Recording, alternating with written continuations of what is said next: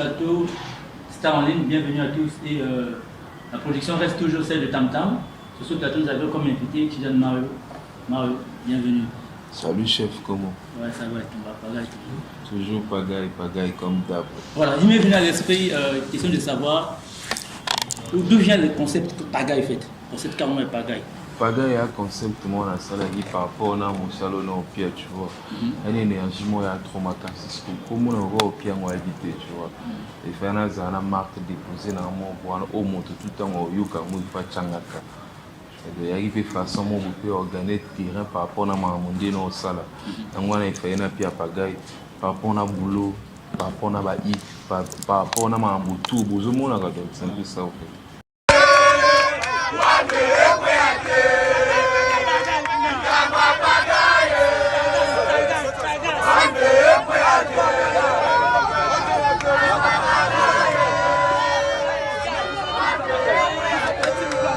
Voilà, tu es aujourd'hui le chouchou de la musique anglaise.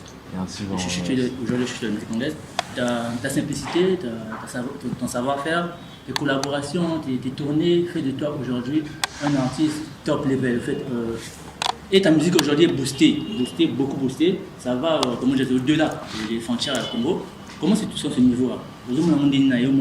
En fait, pour l'instant ça va par rapport à un vraiment on a reçu qui s'attendent peut-être une autre le coup ma bête tu vois mais n'a au travail au fait n'a au travail parce que mais là est important travail merci na bata diaspora merci pina ina mboka na mo le Congo ndeni ba ya ouais plus taga ou ya racine do plus ma mbote bandido je suis fier aux Congolais surtout là ta drapeau mboka merci vraiment na bato tout bon ça ma on n'a pas pour la musique il y a Tidiane musique il y a le Congo qui est sous musique parce que ma belé ça vraiment et bateau aux de cité vraiment. Comment ça se passe avec toi? Tu écris toi-même, tu trouves l'inspiration ou bien ou une équipe carrément? En fait toi il y a le côté ma vie j'écris mais je me suis pour m'arrêter je travaille sur place. Comment ça? Comment tu peux expliquer ça en fait? Au fait, à la base, j'ai travaillé dans ma top line. Top line, on a artiste professionnel. Tant on le va voir. Artiste, top line, il soit bien en Yahoo. Donc, et dans vous, ça a un feeling, peut-être, dans vous, inspiration, on commence sur place à tes stratégie déjà, opposer, coupler, vous à la bonne. Après, je rentre à la maison, je travaille dessus, tu vois. Ou soit sur Iwana, tant qu'il y a un sens montage, je pose du coup. Au-delà de ta famille, au-delà de ceux qui ont la même génération que toi, hein, eux, la promotion, mais sur fait l'autre génération de ta famille, comment c'est toi ta musique? Il n'y a pas. Allez, c'est qui bien. Il y a Ali, au-delà de comment ça va expliquer? Famille, quelle famille? Ta famille biologique, oui. Ta famille biologique. Ouais, carré, soda mambo, tamola, bouton, comme il a, ou même celle qui nous pour nous voir une émission, c'est que mambo fait bien. Comment ça, on a nos parents, on est bandé, il y a vraiment pas si mais après, du coup, bagi sous la chouette, tu vois. Le succès, c'est là, on sous peine, au moment, ah bon, c'est bon. Parce que la musique na Congo foot arrêté yo sala yo kanti dans la route intel ton style dans le sous il y a ton style là que tu mets tu vois déjà donc c'est un peu ça mais après comme que non so avant imagine ton père na le chef na mosala nga mona donc tu vois déjà donc il y a des chefs mais là chef na nga binga il faut me mona à quartier parce que dans quartier na yipuna yo ane odo amoto musu quoi donc avec non à se préparer na le père à le ministre mais il y a tamola na ba te belé ya bi aya kana ba te belé bonga no jango on est bandé no c'est un peu ça. Très bien déjà on peut aller plus loin pour dire que aujourd'hui Succès Nord a donné de la valeur dans un moment donné na fait ta marque de musique. Hein? Mais c'est succès aujourd'hui. Afro-pagaille. Ouais, a donné de la valeur. On a eu mon musique, na nous bateau. Ouais. Ça a vraiment donné de la valeur. Ouais, trop même.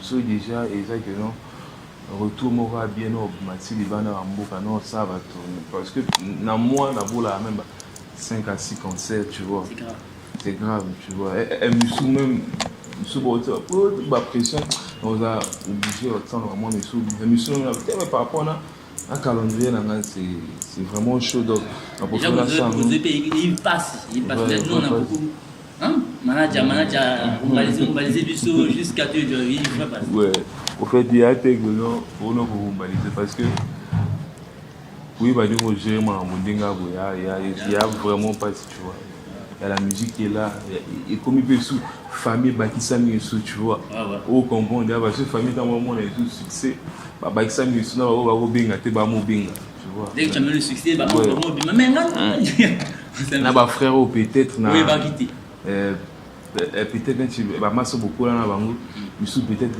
il y a qui sous beaucoup poser mais ah bah comme sous obligé au binga sous donc il faut y ba kan ndingo gérer mambo parce que bango tout wana il y a pas force tu vois donc ta simplicité, parle un peu de ta simplicité. Aujourd'hui, tu as plusieurs collaborations à bateau ou parfois à assoyer vanité. Comment est-ce que tu vas contacter? Comment est-ce que tu. Quelle est cette facilité au Pessarabango, Baza, toujours bien. Tu fais des featuring. Tu n'as pas du choix en fait, tu choisis pas non. Ayo, Apola, on s'en note, Ayo, tu fais des featuring avec tout le monde. Tout le monde, tu travailles. Comment est-ce que. C'est ce qui est de simplicité au fait. En fait, toi, on a tout bien, merci, na Papa God, parce que comportement, il y a un même rotation, on a tu vois.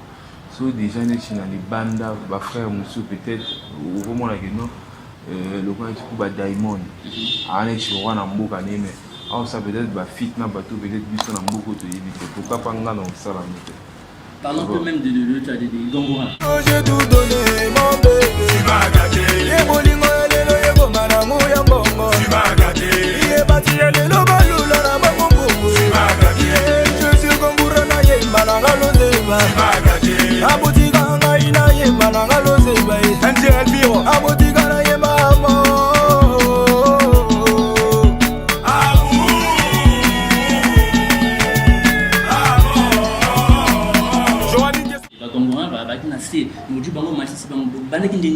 En fait, les enfants là.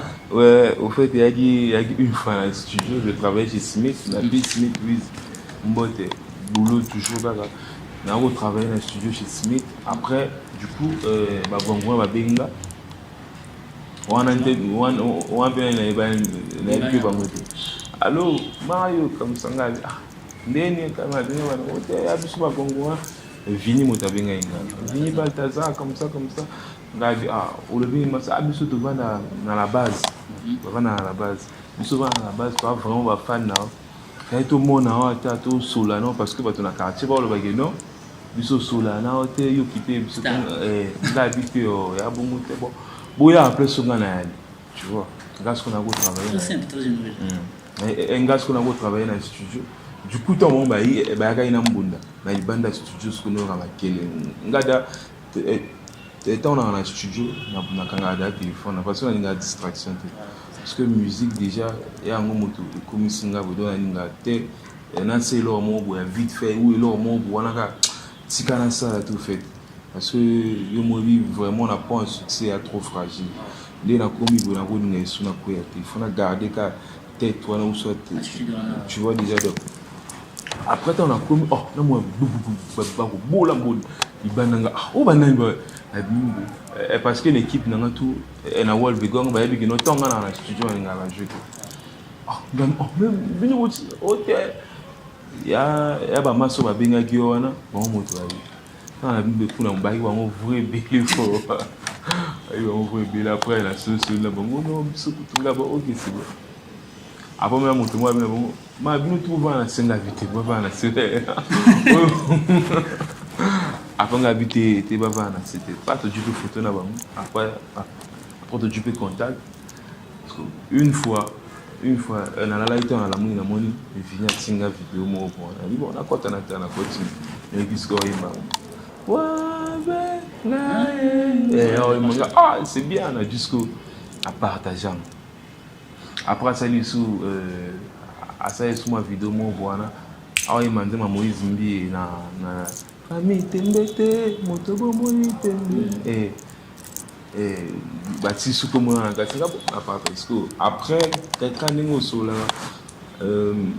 nana manager nana chico scoba à mon conseiller puis bah monter faut examiner la structure moi bouya après vu que dame monter ma guide pour les tu vois en plus bah bâtiment au boana bah peut pour lui bah il peut le cobo luka il y a pas bangote il y a pas une association force ingrate force ingrate on a bana bango bosso tu vois donc dans la bango même d'abord qui point noir les longs on a bango lobby toujours chargé toujours donc pourquoi pas la visibilité nzamba pinga na kabola ngona na ba frère tu vois na goza jamais plus égoïste tu vois donc attends ni ma coquille comme trop mais sauf peut-être bon peut-être aussi ma basket et ali autorola ta biso tout ça non ça on te pour ando après comme non bah il y a bien ba asma fado il y a bien misusu ya o nani c'est pourquoi j'ai dit même na ba o ba vanité travaille avec tout le monde il y a bien ni kutu na misusu ya vrai tembe ya o nani même temps bo yo ka dino bo comprendre en fait tu vois parce que dans beaucoup il y en a ba talent mo ya caché fort so nzamba tinga na pourquoi pas na obenda ba frère misusu te donc tu vois donc na goza jamais égoïste là parce que la vie alors va venir va yebani après le but des abattements tous grâce à toi en plus ils sont reconnaissants plus aussi aujourd'hui on est là c'est grâce à Tidjan c'est grâce à Mario merci vieux merci tout c'est bien Mario en dehors de ta musique qui est dansante hein tu dis que non pagaille c'est la pagaille il y a pas pagaille tout la pagaille reste la pagaille est-ce que tu non la pagaille reste la pagaille il y a pas pagaille tout c'est ça la pagaille la pagaille est-ce que tu as mesuré un jour que ta musique m'a obéi un peu tout genre ouais mais comme l'eau maman comme l'eau maman c'est je qui donne nanyo pimanga ouais beta manandule na makafi totika beba lobina tumba poso pona beta mbonda jele manete game talandenge na osakana walva obwaga ils ont choqué pagaille dans tous les quartiers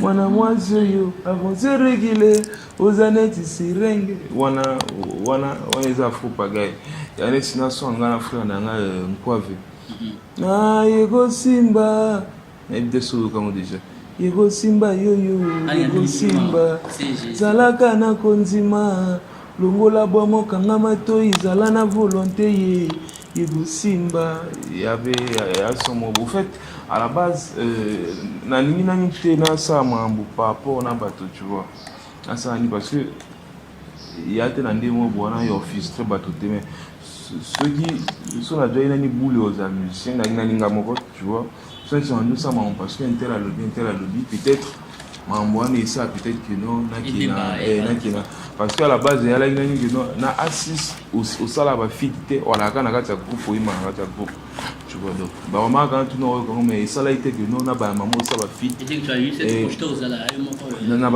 na iga au travail bon chaque chose en un temps na iba OK après on a sali fit na liboso mboko en fait na ninga itena c'est là mo bona o so na sali et les kana vite fait tu vois et ba ke logo no luka après na sali ya le mragadam baboya basutena silipe parce que ça coûte cher à mongali bakati bashane babimili banda donc ezala attentif kana ujana na yo après on a ke na mbokoto et ça dit que non ya ki fit à liboso o sko bato a comprendre que non do Tidjan Mario pe akosa maman bona pe à part groupe assist qui était parce que ce qu'on a à part non au fait non puis moi quelques détails moi bona o ça que non par rapport à Cameroun na vie que non nako ngusa nako ça mambo par rapport pe na ba remarque ba tout comme me souper nako ça la télé tu vois déjà après temps on a sali fit ana et puis maman bona après temps on a mon ça ba fit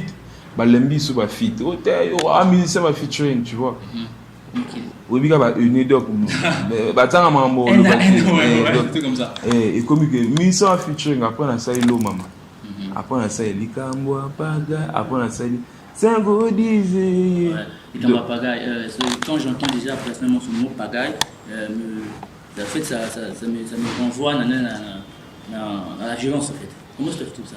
Est-ce que c'est carrément ça la violence? Non, en fait pagaille pour ami pagaille par rapport dans la musique dans le but tu vois tant où bimaka ou sentir que il y a un gros mot en fait non le baté pour on a peut-être n'a pas gonflé mais apparemment ça moni bien ba hit na kanga mo non longola mote kanga mo no ba kisango il est que ça même na moto musoko longola kanga mo no sa mambo you know donc ça na sali hit na sali hit ka ba hit na moto ça sur le terrain ngwana na obenga force tango pagaille tu vois il y a te pagaille mo bwana na ndi mo a fouté tu vois parce que na ko bien pas ko mo bwana o te mbote te ngoza trop na sens tu vois des fois na pia il o mo bwana wana sens par rapport na ndi no sa mambo ba hit pagaille lo kwa lo mama so yo ki amu bo yana pagaille mo bwana o tu vois le quoi likamba pagaille le quoi pagaille mo ko 5 ou 10 déjà non ça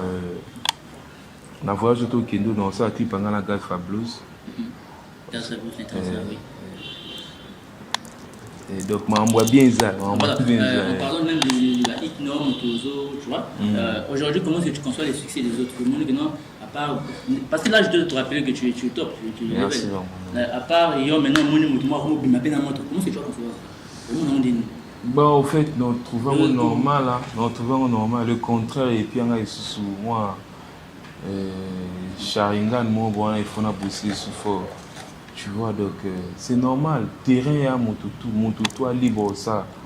Et ma monnaie na terrain. Mais ce qu'on a dit na terrain, en fait. Actuellement, tu as Zaka na terrain. Actuellement, tu as moto actuellement. Tu as Zaka, en fait. Et tu as Zaka na terrain, en fait. Voilà, merci. L'identité congolaise, c'est aussi les dédicaces. Pourquoi pas faire un coucou à tous ceux qui soutiennent cette émission et accorder Chabrel, Ika Deyon, Abdul Kaba, le jeune moi qui est le club de roi. Voilà, relevé. Et presque à la fin du moment, et Souka, émission Abissou, tu vas tout nous dire. En fait, c'est une partie qu'on appelle l'artiste Dineto. Tu vois, je vais te poser des questions, tu répondras sincèrement, carré, et pourquoi tu vas peut-être. Ok. Pour toi, si la musique ne marchait pas, si la musique ne marchait pas. Peut-être un artiste, ça va film. Toujours, ça un joueur, tu vois. C'est un peu ça. Ok. Quelles sont les erreurs que tu as commises déjà dans l'autre, les erreurs que tu as commises en 2020 ou à part 2021, les erreurs que tu as commises, la grave erreur que tu as commises en 2020. Bon, erreur on a mis par rapport à la musique, dans ça là. Ah ouais. Depuis que tu es artiste, en fait. Depuis que je suis artiste, ouais, en 2020, 21, 2020, oui, tu es alors, tu es commis, en fait. Tu es en 2021. Non, 2020 carrément, pas 2021. On ne va pas de couche en 2021. Bon, 2020. Bon, erreur vraiment, il y a des ça notre erreur. 2020, ça notre erreur. Ok, on va pas aller loin, c'est pas grave. Et tant qu'artiste, tu as ceux critiques, tu vas critiquer dans les réseaux sociaux et tout. Comment est-ce que tu gères tout cela? Bon, c'est normal, hein. Le contraire, tu vois, et là où il faut monter sur ma casse, tu vois déjà. Donc, trouvons normal. Il ne faut pas critiquer, tu vas critiquer moto à important. En fait. Moto, peut-être, à mon idée, gars, il faut tout le monde, on va prendre la moto à la musique, surtout le camarade peut-être est frustré. À ça, il faut mais le contraire, on a ce que tu as ça là, qui a un sous méchant, voilà, la dernière, c'est de savoir quand on va encore revoir Assis dans le podium chauffé. Et toi à l'intérieur, bien sûr. Quand je ne suis pas sûr que ma fan a mis tout pour ça, parce que ma fan va moi déjà tout. Tu vois, so déjà la minute, imagine-toi, si net na swanga na vini na plus son la journée moi quoi. Comment il y en a 20 ans. 21, j'ai suivi cette heure-là matin, 21. Tu vois déjà donc na minute déjà c'est que ma fan bon nga batani mambo wolvo ça. Maintenant le bani à m'habiter parce qu'on le va assis c'est la troisième famille. Papa God après famille dans la biologique après assis. Tu vois donc solo on a commis bout. Et grâce à assis na rouge à jamais en plus tard on a vu surtout il y a assis. Si jeune maintenant représenté assis. Je suis fier de membre assis, tu vois le tout et John Agana na combat assis. Merci Tijan, le plaisir était pour nous sur ce plateau. Quel est peut-être le dernier mot à la fin et ça de faire des dédicaces, tu as tout le temps. Bon, la dédicace, on pire na Junior Pierre Roba, boss nanga. Na pire na Confé Dixon Motomoro bien, na pire na Cavalier Solitaire. na Wolf Gong tout na puis na Chris Bouko na puis na Rod Marion na puis na Olivier Ngobo bon bato ba ebele na likambo na koloba yaka que non pour soutenir biso ba artiste na bino mboka pourquoi pas lobby pe biso pe tokoma mais si que bino vous considérer bato mosusu wana litanga et ça fierté sur toi mboko tu vois déjà donc paga ya concept paga ya reçoit na te ko finga mo te ko tonga te tu vois donc paga ya maman a bien tout changer moi jeunesse ou peut-être ba frère na biso batika machette ou ngamo dana constatango o ba krina ba mwana lisu ya kala na soutenir ba ko loba biso ba intel on to ba ka paga donc c'est vraiment important. En fait, il y a plaisir moi et John Overga quand on a mon maman bon ça là sous force donc beaucoup pousser vraiment pousser du choses pourquoi pas net nga dans na ba rêve il y a tembo il a rêvé que un jour peut-être nous attendre MTV Award attendre aujourd'hui mais nous attendre à tapis on a qui est là représentateur le Congo tu vois donc ce que je veux même donc un jour peut ça que on Wolf bah na même date moi bon na Zénith pourquoi pas BRC donc la rêvé là ni loin donc pour la rêve vraiment qui sous musique il faut na sima wana bino parce que le bord moi il se voit là et l'unité bino moto ba makasi nanga bino moto bo ça tunde na abu donc merci à trop merci beaucoup continuer toujours pour soutenir Instagram nanga Tidjane Mario officiel page Facebook nanga Tidjane Mario chaîne YouTube nanga et chaîne YouTube nanga Tidjane Mario oh toi ninga contacter nga pour la prestation pour mambo tout donc ou bengi mon manager Chico Scoba 06 827 51 63 06 827 51 63 donc on se beau bengi mbamo beaucoup de mbamo la wall merci vraiment de mon côté je dirais que garde la pêche reste comme tu es c'est sympa et tout tu es unique au fait je te soutiens comme ça je te veux aussi comme ça voilà. Si vous avez donc eu la chance de suivre cette émission dites merci à toute l'équipe technique de Tam Tam Production 240 Danico Gloire d'Afrique, merci à vous et on se retrouve prochainement ensemble.